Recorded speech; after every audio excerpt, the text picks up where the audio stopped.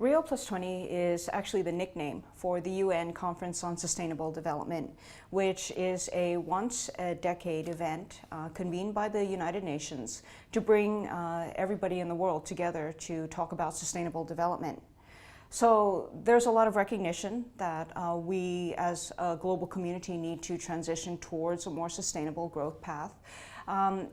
This conference, Rio+20, is the effort to actually get global buy-in on a document and to get global policy commitment and to get global policy coordination on all the different aspects needed to bring this about.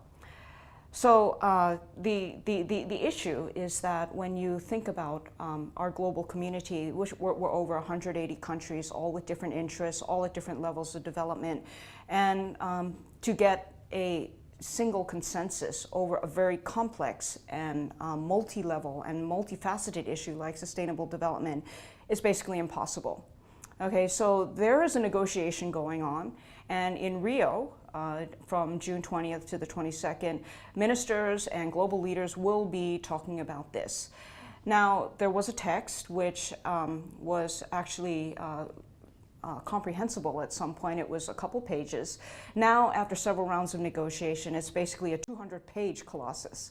So while there is an ostensible policy track, actually a lot of the attention has been diverted to something much more interesting, which is actually that this conference and the attention given to it has actually galvanized very many sectors of society, like business, like technologists, like scientists, like civil society, to actually focus attention and raise awareness on the importance of sustainable development.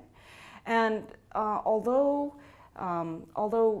many people don't really expect Rio to come out with any new brilliant insights on how we blaze the trail towards sustainable development. What this movement is producing is actually a lot of small actions and small commitments by individual businesses, by sectors, by NGOs and organizations. It's a demonstration of commitment and a demonstration that they're aware that the future requires that we do things out of the ordinary, that business as usual is not going to cut it.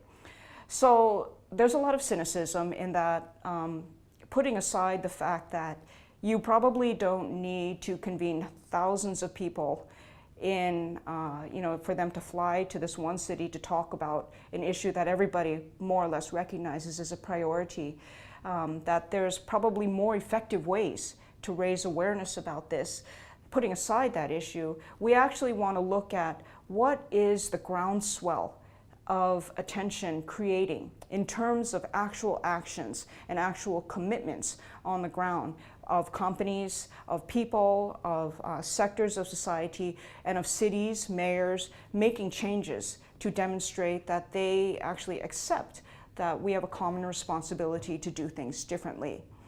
Now, individually, we can say, I don't support the fact that all of these ministers are flying business class to Rio to, talk about things that everybody knows anyways.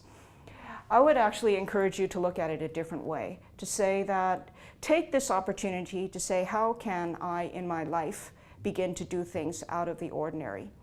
Because if you accept that we need to do things differently in this world, and that markets need to work differently, and that markets need to develop better results for people, if you accept that premise, then actually we all have a role to play.